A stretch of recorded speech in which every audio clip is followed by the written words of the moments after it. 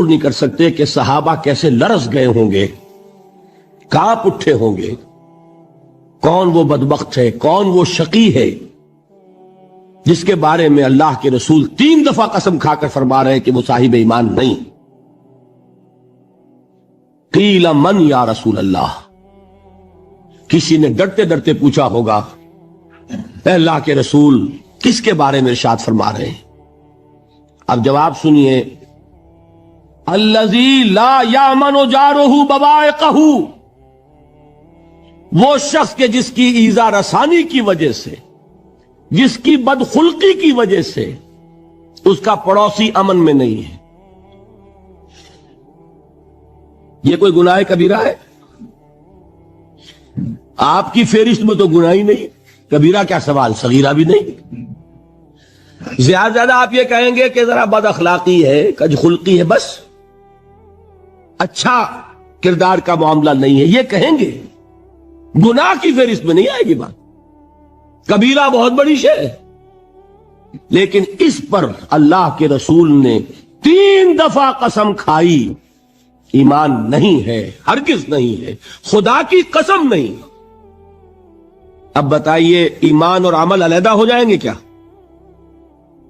یہ ہے مسئلہ جو امام بخاری کے سر پہ ہے۔ اور سنیے، فرمایا حضرت انس ابن مالک نے، یہ روایت جو میں نے آپ کو ابھی سنائی ہے یہ کوئی ایسی ویسی روایت نہیں ہے، متفق علیہ ہے، بخاری اور مسلم دونوں میں موجود، اس سے اونچا درجہ روایت کا ہے ہی نہیں۔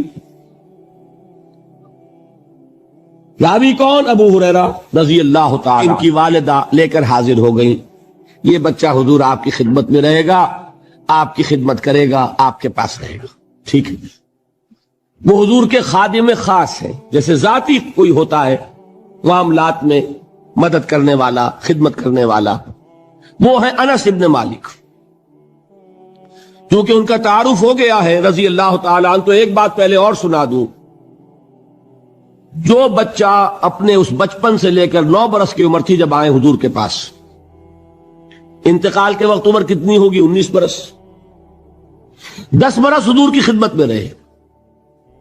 پہلے تو حضور کے اخلاق کی جو گواہی وہ دے رہا ہے وہ اس کی زبان سے سنیے کہ میں 10 برس حضور کی خدمت میں رہا، کسی بات پر ڈانٹنا تو کجا، حضور نے کبھی مجھ سے یہ بھی نہیں فرمایا کہ اے انس تم نے وہ کام کیوں نہیں کیا۔ یہ ہے ایک آقا کی حیثیت سے محمد الرسول اللہ صلی اللہ علیہ وسلم کا اخلاق۔ اگر نہیں کیا خود کر لیا، کوئی ڈانٹ ڈپٹ نہیں۔ حالانکہ بچے ہیں، بچوں کو ویسے بھی ڈانٹ ڈپٹ دیا جاتا ہے، لیکن نہیں۔ اب ان صحابی کی ایک گواہی سنیے، قلما خطبنا رسول اللہ صلی اللہ علیہ وسلم الا قال، فرماتے ہیں کہ شاذ ہی کبھی ایسا ہوا ہوگا کہ حضور نے کبھی خطبہ ارشاد فرمایا ہو اور اس میں یہ الفاظ نہ ہو۔ الفاظ سمجھ رہے؟ جب بھی خطبہ دیتے تھے آپ یہ الفاظ ضرور فرماتے تھے، شاذ کبھی رہ جائے تو رہ جائے، قلما خطبنا رسول اللہ صلی اللہ علیہ وسلم الا قال، کیا فرمایا؟ لا ایمان لمن لا امانت لہ ولا دین لمن لا عہد لہ، جس شخص میں امانت داری نہیں اس کا کوئی ایمان نہیں، جس میں ایفاء عہد نہیں اس کا کوئی دین نہیں۔ بنا پھرتا ہو وہ دیندار، بنا پھرتا ہو وہ صاحب ایمان اور امتی حضور کا، امانت داری نہیں تو ایمان نہیں، ایفاء عہد نہیں تو دین نہیں۔ کس کا فرمان ہے؟ کسی آج کے زمانے کے مفتی کی بات نہ سمجھ لیجئے گا کہ جس کو آسانی سے آپ چاہیں تو رد کر دیں، یہ محمد الرسول اللہ صلی اللہ علیہ وسلم کا فرمان ہے۔ اور سنیے پھر ایک متفق علیہ روایت بخاری اور مسلم کی، راوی پھر کون ہے؟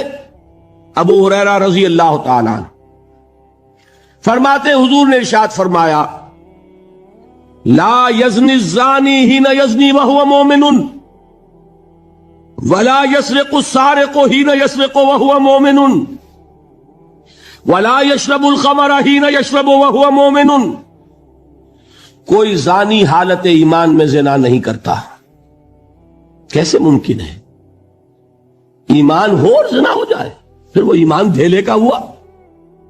کیا قدر و قیمت اس ایمان کی؟ وہ تو اٹھا کر پھینک دینے کی چیز ہے۔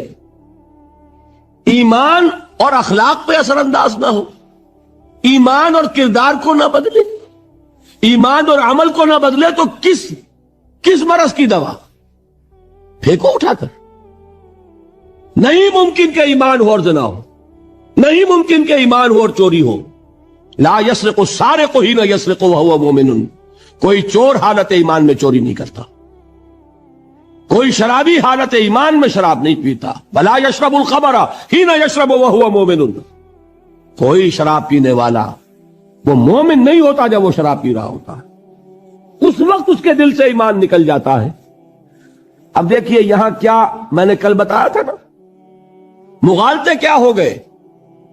مغالطے یہ ہو گئے کہ اس کو سمجھ لیا قانونی بات، یہ قانونی بات نہیں ہے، وہ قانونی ایمان کی بات نہیں ہو رہی، یہ حقیقی ایمان کی بات ہو رہی۔ قانونی ایمان کی بات ہو تو یہ کافر ہو گیا، پھر کافر نہیں ہے۔ قانونی ایمان کا دار و مدار قول پر ہے، یہ وہ حقیقی ایمان ہے، قلبی یقین والا ایمان، اس کے بارے میں فرمایا جا رہا ہے وہ دل سے نکل جاتا ہے تو گناہ ہو سکتا ہے۔ دے کے حضور آکھن منگتے دی خیر ہووے، دے کے حضور آکھن منگتے دی خیر ہووے، منگتا کبے سخی دے، منگتا کبے سخی دے، بوہے دی خیر ہووے، دے کے حضور آکھن منگتے دی خیر ہووے، دے کے حضور آکھن۔ اور جنت بڑی جگہ لگیا جڑی جگہ تے، جنت بڑی جگہ